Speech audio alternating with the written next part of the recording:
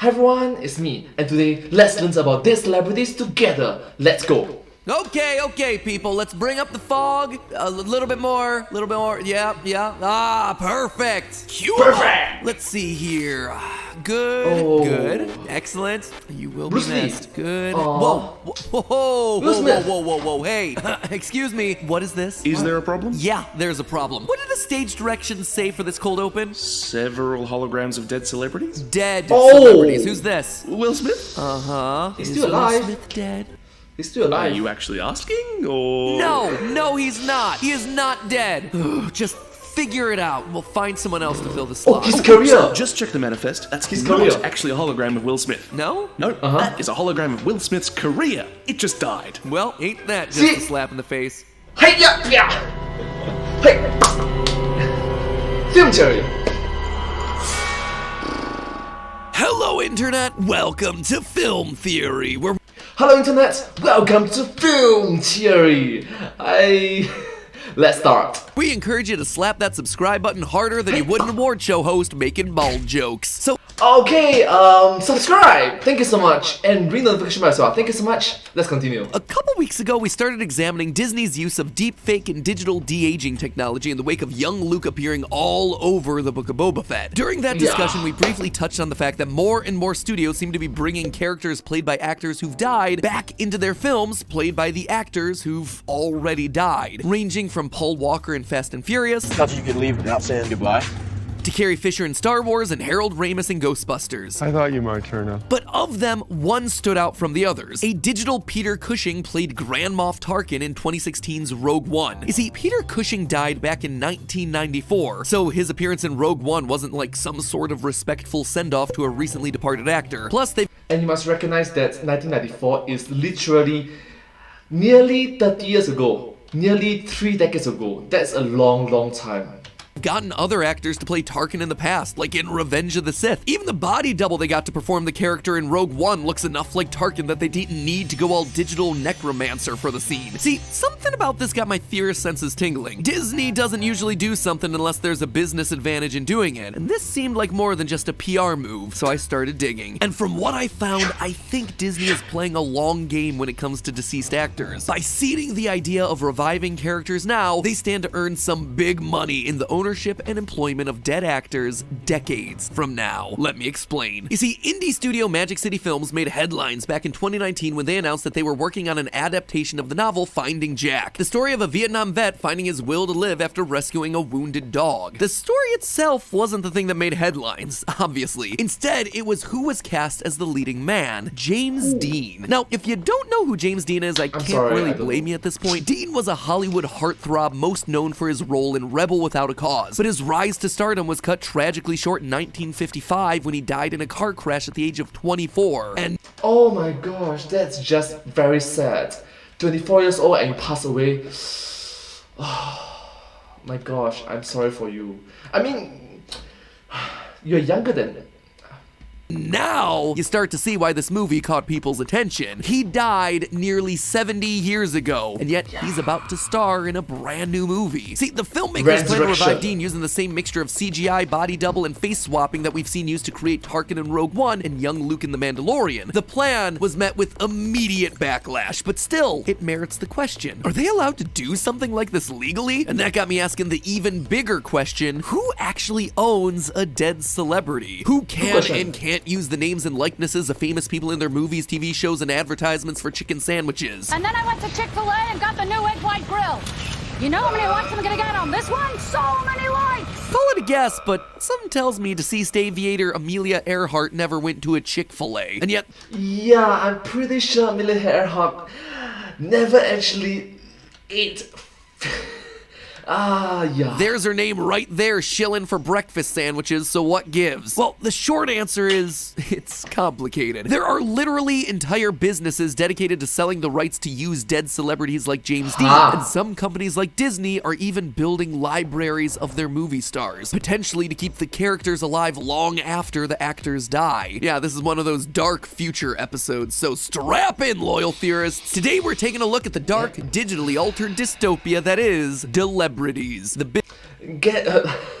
Do you get it? Dead plus celebrity equals to dead celebrities. Celebrities.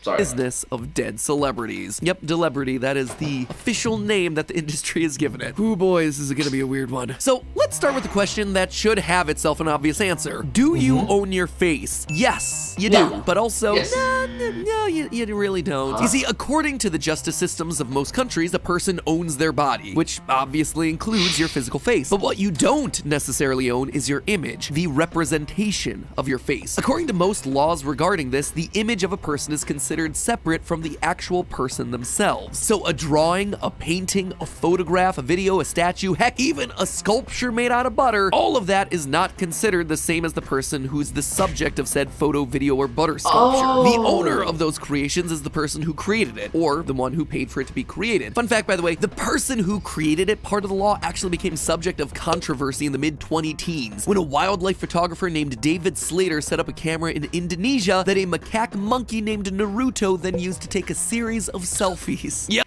I just love it that he mentioned about Indonesia and Naruto. Indonesia is neighboring countries for my country. I'm from Singapore, and Naruto is Naruto Sasuke. I'm sorry. Yep, this is a very real legal case. I guess Naruto here was posing for his Hokage sculpture. Oh! 4代目、5代目、6代目、7代目。Yes! Believe it! Several websites then started using the selfies without crediting or compensating Slater under the excuse that Naruto the monkey was the one who took the pictures and was not considered a legal person, therefore could not hold copyright. This case actually got so much attention that the US Copyright Office had to make an official statement clarifying that the photos were indeed in the public domain, free for anyone to use because they were taken by a monkey. Oh, that human being. Monkey business aside, just because you don't own your image doesn't mean that you have zero control over the use of your image. It's just that it's typically been settled on a case-by-case basis. For example, we all have a right to privacy, which protects us from having our image taken without our consent in a private space. Basically, someone can't just put up a camera against your window, snap some photos, and call it an art piece. That is creepy and also super illegal. Similarly, states like California and Virginia intrusion of privacy, not something to play around with. Have outlawed the use of deepfakes to create intimate videos of someone without their consent. You're also protected in cases of defamation. Someone can't just take your image and edit it into a context that would seriously damage your reputation. Case in point, Star Trek, Star Wars, different series. J. Jonah Jameson doesn't mess around with that one. That's slander. It is not. I resent that. Slander is spoken. In print, it's libel. However, the most relevant piece of legalese that I want to look at today is actually one that we briefly talked about in part 1 of the series, the right of publicity. In case you don't remember, the right of publicity protects an individual's likeness, and sometimes their name, voice, and signature from being used to promote a product without their consent. For example, it's illegal to use a picture of Barack Obama or Britney Spears or internet weirdo Matt Patton, anything that implies they endorse something that they haven't already signed off on. And that makes a lot of sense, right? Coca-Cola can't use me to promote regular Coke when Diet Coke is the far superior beverage. Oh, that burn! Misuse of me, my opinion, and my image. But the extent of that protection suddenly becomes murky when it comes to the ability to raise dead celebrities from beyond the grave. You see, it ultimately depends on where you are and how long the celebrity's been dead. Most states recognize it for somewhere between 50 and 100 years. In California, where the biggest movie studios are headquartered, it exists for 70 years after death. Huh, what a coincidence that James Dean died almost 70 years ago. Interestingly, in Tennessee, Elvis's estate was actually able to extend the right of publicity into perpetuity, so the king will reign forever in Nashville. So who then owns the dead celebrities during this post-mortem period? Their families and their estates, and that can be some big business. According to the 2021 Forbes list of highest earning dead celebrities, which is a thing that comes out every year, author Roald Dahl came in on top, earning a whopping $513 million when his estate sold away their shares in his stories to Netflix. And that is more than $500 million for a dead person. Wow. Prince estate did largely the same thing with Prince's music last year, earning themselves $120 million. hundreds of millions of dollars. As you might expect, a lot of musicians top the list, like Michael Jackson and Juice WRLD, all up there. Even sports athletes can crack the top 10. Among the list of singers and authors is Arnold Palmer, famous golfer who died back in 2016. He earned himself $27 million off of advertising and sales of his signature lemonade iced tea mix. Now, this sort of thing isn't necessarily a new phenomenon or a new business model. Merchandising the likeness of dead celebrities in one way or another has been a thing for decades. At big licensing conventions, there are whole booths dedicated to single celebrities like Cowboy John Wayne or iconic Dracula Bela Lugosi, each hawking their likeness for whatever the next big payday is. What's it like running the Lugosi brand? It's an honor to preserve the memory of my grandfather and extend his legacy into the future. We have a beautiful wine, beer, t-shirts, accessories, collectible figures, statues. That's how you get stuff like we talked about last time. Fred Astaire dancing with the Dirt Devil or Audrey Hepburn chilling for chocolate. But what's changed is the how of this business. See, not every dead celebrity's family or estate is gonna have the desire or the means to make new business deals over the decades and decades that they'll hold the image rights to their deceased relative. So it only makes sense that some sort of business would materialize to handle that for them. And not only that, but in a world where IP is king, it makes sense for those businesses to condense into larger companies. And guess what? That is already what's happening right now. Meet companies like Worldwide XR, an IP licensing company and production studio formed in 2019. Looking through their website, they seem to function like a talent agency, except they're a talent agency for the dead. The products that they're licensing aren't brands, they're people. Worldwide claims to either own or have exclusive deals with the families, estates, and rights holders of the likenesses of over 400 dead celebrities, and they've worked with huge companies like Apple, Google, Sony, and McDonald's. If you head on over to their website, they even have a nice clean catalog of all the dead people you can license for your movies and ads, including famous faces like Burt Reynolds, Andre the Giant, Maya Angelou, Malcolm X, Neil Armstrong, Rosa Parks, and would you look at that, James Dean. Yep. Oh my gosh, I recognize Neil Armstrong, the individual who stepped on the moon. Yes, the moon. It's called Earth Natural Satellite, if I'm not wrong. Earth Natural Satellite. Worldwide XR's predecessor, CMG Worldwide, was the company that helped coordinate the Finding Jack adaptation that started me down this rabbit hole in the first place. So just to wrap things up here in a nice little bow, who owns dead celebrities? It depends, mostly on where you are and how long they've been dead. If you're in a US jurisdiction with right of publicity laws that extend after death, the image of a dead celebrity is owned by their family or estate for up to 100 years after they've died. So case in point, it really depends on location. Can then license out that celebrity's image for any number of things, for vacuum ads, for TV cameos, and yes, even leading roles in feature films. But here's where things start to get tricky. What happens after the rights of publicity expire? As I noted earlier, James Dean died nearly 70 years ago. Couldn't Magic City Films wait a few more years to insert a digital zombie of Dean into their movies and not have to pay a penny for it? Heck, could I resurrect James Dean to co-host the show? Oh, yep, you shouldn't do that. Your partner, Stephanie, is gonna be very angry about it.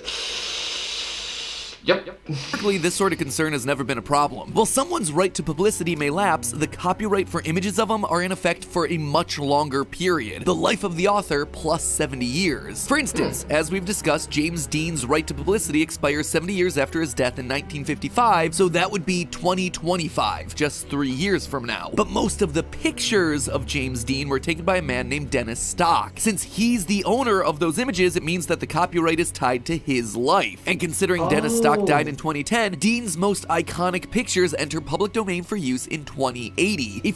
Another 70 years from 2010. 55 years after Dean's likeness becomes available. And since there's never been a way to exploit a dead actor that doesn't involve pictures or video of them, well, that's just really how long you had to wait. But now we've got deepfake technology. We're feeding libraries of images and videos into computers to produce living, breathing, talking resurrections of actors. And legally, it falls in Doctor Strange. That was Doctor Strange. Oh no, sorry. That was Sherlock Holmes. Yes, that was Sherlock Holmes. to an area that is so new that the law has, to the best of our research, never once considered. As it sits right now, theoretically, there doesn't seem to be anything stopping me from creating a lifelike render of James Dean in 3 years and using him to host the show, or star in my next movie, or whatever. And the copyrights for the original images that I'm feeding into the machine to produce my James Dean bot don't seem to matter either. At least they don't seem to matter to Disney. In the behind-the-scenes documentary for The Mandalorian, the visual effects artist for ILM admitted that they had searched the internet for any and all high-quality interviews that they could find of Mark Hamill from the 80s. There was a moment where I even scoured the internet and found older interviews and that of Mark Hamill. Makes me feel good that Disney basically does the same thing that our editors do for this show to pull our assets. Anyway, if those teams over at Disney use that footage in their deepfakes, they sure didn't credit any of the interviews they used. Believe me, I checked, sat through the Mandalorian's credits and read every single name. Nothing. In short, as people die and their right to publicity expires, it's starting to look like you could create an archive of famous actors, all used for free, all waiting in their refrigerated underground robot bunker. Or computer server, but I think underground bunker is the cooler image. Waiting. I just love it that he mentioned about the Sonic references, because recently the Sonic 2 came out, the movie Sonic the Hedgehog 2 came out, and it's just a brilliant film. Go check it out, it's just wonderful. Thank you. To be rolled out to shill for the latest vacuum cleaner and chocolate bar. The only thing that could possibly protect him at this point is trademark, maybe. But right now it all hinges on one woman, Marilyn Monroe. Marilyn Monroe was the it girl of Hollywood back in the 50s and early 60s. She was a pop icon and sex symbol, the definition of the blonde bombshell, the woman who single-handedly redefined what celebrity meant with iconic movies like Gentlemen Prefer Blondes and Some Like It Hot. And like James Dean, she too died prematurely at the age of 36. But what makes her important in this discussion is that though she died in Los Angeles, California, she was a resident of the state of New York at the time. And case in point, even now, in the year 2022, there's still a lot of fans of this dead celebrity. So yeah, she is extremely popular. State that historically didn't have any right to publicity protections. That meant that as soon as... Which is kind of weird if you think about it. Think about it. If she's still alive, she's at the age of your grandmother. Or even your great-grandmother.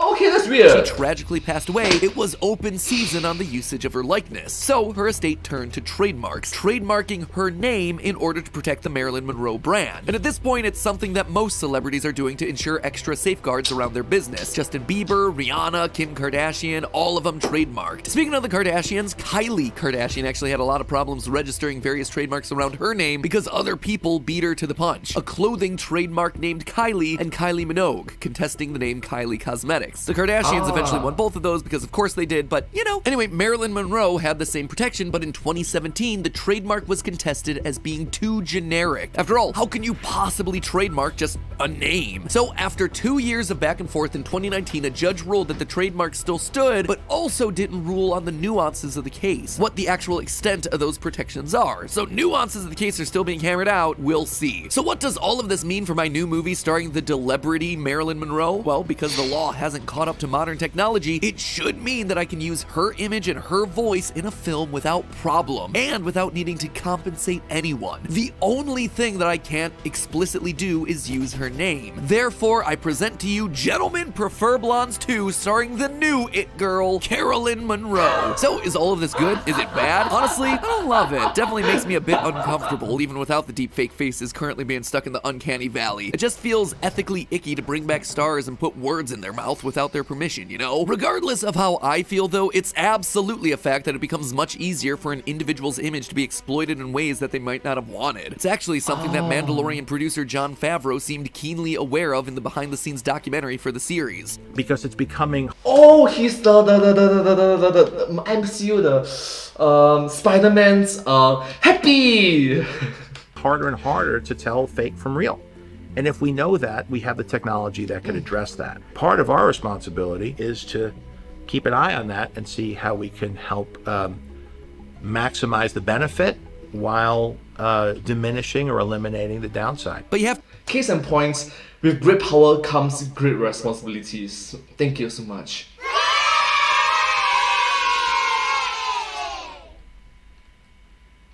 Well, let's continue.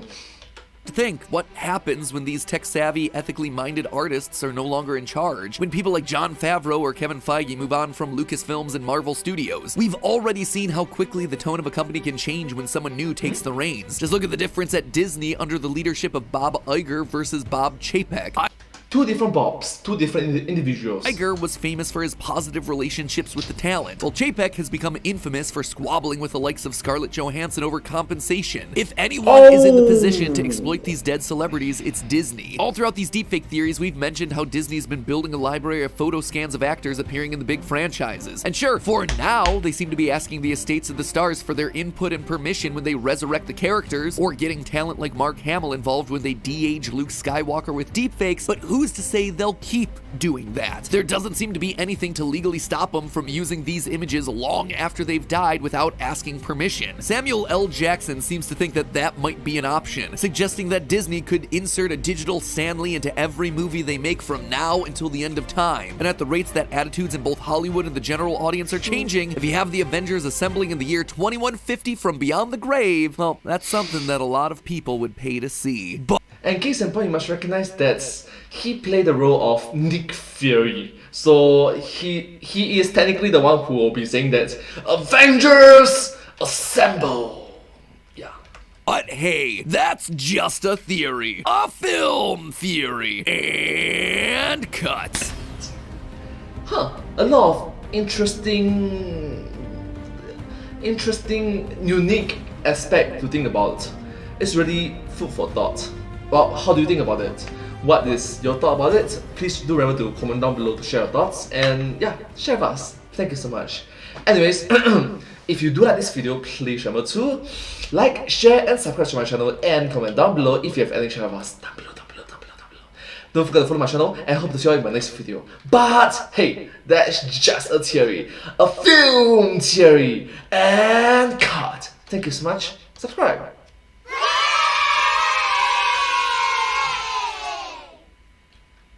And I hope to see you in my next video. Bye bye.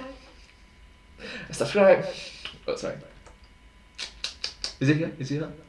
I'm pointing correctly, right? Yeah, over here. Subscribe. Thank you so much.